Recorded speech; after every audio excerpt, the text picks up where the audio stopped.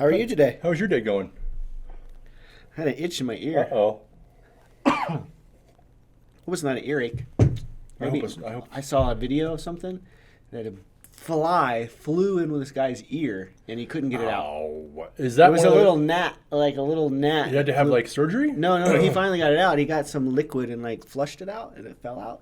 But it was caught in his ear. Could you imagine it? I mean, from a bug's perspective, that's probably a pretty nice place to be. Well, nice and cozy. Yeah. Food, probably. Yeah, you got food, you got wax. Warmth. You got Okay. Vibration. So question for you. Yeah. We back up all our clients' data. We back up, physical data. We back up servers. We do all that kind of stuff. Right. What do you do on the website of our business for the websites? Do you guys back up websites? So, yes, the answer is yes. Oh, good. Okay. So, that is one thing after doing this for quite a few years that I realized that, first of all, was a necessity. Wasn't doing it at one point in time. Then I realized that it wasn't common practice, especially with the web stuff. Not common practice? Not at all. Okay. People hardly ever think about this. From a computer perspective, I think it's more known that, yeah, man, I should back this up at some point in time because I could lose things. People mistaken things on the web as always being permanent for some weird reason. Okay.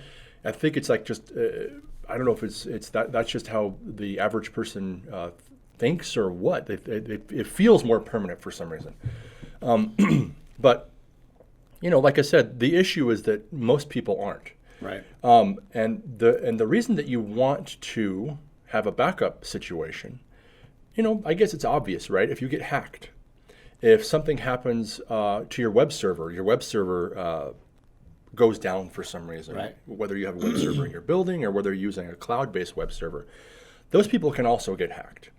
And if you're on a shared hosting environment, this is going to sound weird, but if you're on a shared hosting environment with somebody who's doing like child pornography and the FBI takes the whole service down, you are taken down too. Yeah, we can get into technical details. But honestly, right, though, right. I mean, but the point is that you want to have some sort of a backup of your system because for the same reason that you do for your local machine. What I think some people don't realize is a website is just a bunch of files. That's all it is. Right. Just like your PowerPoint, just like your Word documents. I mean, a website is just a bunch of files that live on a server somewhere, Yep. whether you host your own website on your server Yep. or you host it in the cloud at a hosting service like GoDaddy or Yep. those types of platforms. Yeah, and the thing about you're exactly right. I mean, and that's another thing that I think is misconstrued about what a website really is. Website is really a two-part system in its basic form. It is a folder full of files, and it's a database typically. Right. If you have a dynamic website, if you have a static website, it's just a folder full of files, pictures and HTML files. So you need to back up those files. You have to back it up because if somebody gets in there, whether it's through your FTP program or through another website or whatever, or even the hosting company gets hacked. That's what I'm saying. Right. Or how it's hosting some malicious stuff on their own, and the FBI comes in, or the company itself takes it down. You have to have a backup.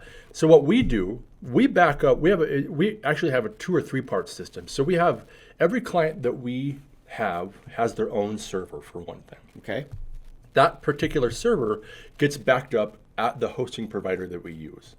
Then I also run a program called Backup Buddy on all the WordPress websites. That backs up I locally. thought you said bunny, but No. Okay. I mean, could be Bunny. okay. But it's Buddy. Buddy. Okay. So it's backed up on the server.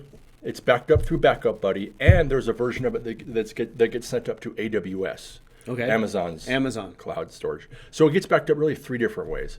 And the reason for that, it sounds like an overkill situation, and it really depends on the size of client to the size of website. Right. So if you don't switch out your data that often, I would say I typically put clients like that on a bi-weekly backup.